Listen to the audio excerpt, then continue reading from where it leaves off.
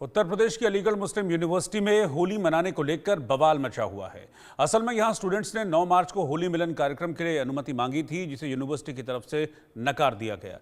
प्रशासन की ओर से कहा गया था कि यूनिवर्सिटी की नीतियों के पालन के लिए कार्यक्रम की इजाजत नहीं दी जा सकती, जिसके बाद अब करनी सेना ने होली मनाने का ऐलान कर दिया। इस पर सियासत तेज हो गई है। उधर उत्तर प्रदेश सरकार के कैबिनेट मंत्री नंद गोपाल गुप्ता नंदी आज बरेली पहुंचे और यहां पर उन्होंने अलीगढ़ मुस्लिम यूनिवर्सिटी में होली मनाने को लेकर कहा कि सनातन धर्म का विरोध करना विपक्षी दलों का फैशन बन गया है।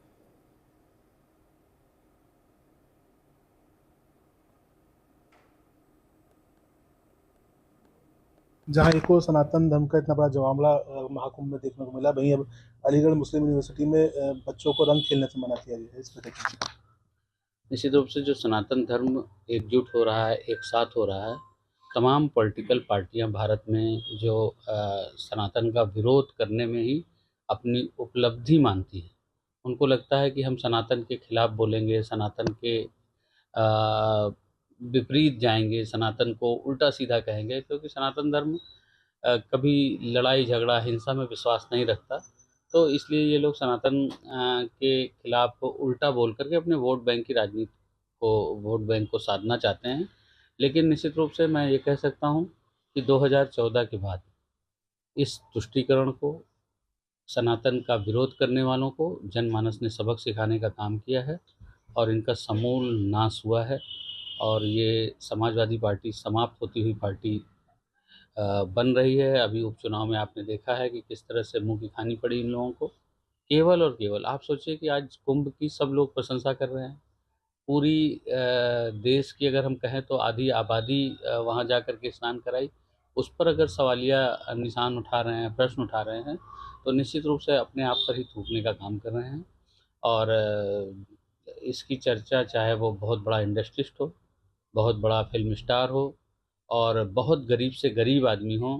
मैंने देखा कि लोग न्यूयॉर्क से चार्टर्ड फ्लाइट से आए, 750 हज़ार फ्लाइट से ज़्यादा प्रयागराज में चार्टर्ड फ्लाइट उतरी। और जो न्यूयॉर्क से या दुबई से फ़्लाइट लेकर के आया, वो करोड़ों रुपए में। हमसे लोग कह रहे थे कि वहाँ पर कस्टम क्लियरेंस नहीं हो पाता, इंटरनेशनल एयरपोर्ट नहीं है, तो हमें लखनऊ आना पड़ता है या बनारस आना पड़ता है या दिल्ली आना पड़ता है, तो फिर वहाँ कस्टम क्लियरेंस के बाद यहाँ आना पड़ता है।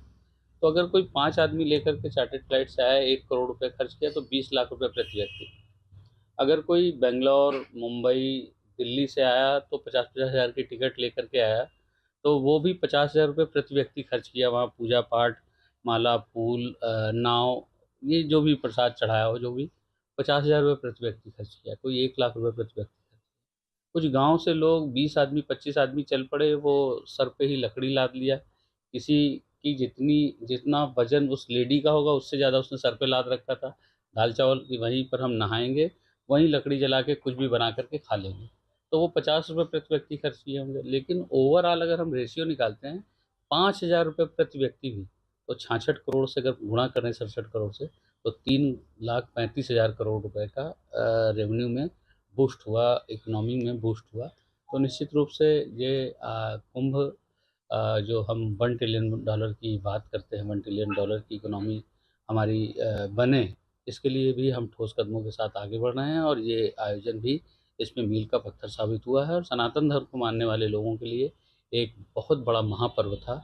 हर किसी में होड़ थी कि हम कैसे गंगा जी पहुँचे और डुबकी लगाएं। ठीक है। तो ये गृह मंत्री नंद गोपाल गुप्ता नंदी जी, जिनका कहना है कि जो 1 ट्रिलियन इकोनॉमी है, उसमें महाकुंभ जो है मील का पत्थर साबित हुआ है। विदेशों से भी लोग चार्टर्ड प्लेन से वहाँ पर पहुंचे थे और निश्चित तौर पर सनातन धर्म को मानने वालों के लिए एक महापर्व के समान था। बरेली से शुभम ठाकुर के साथ आशीष गुप्ता, इंडिया न्यूज़।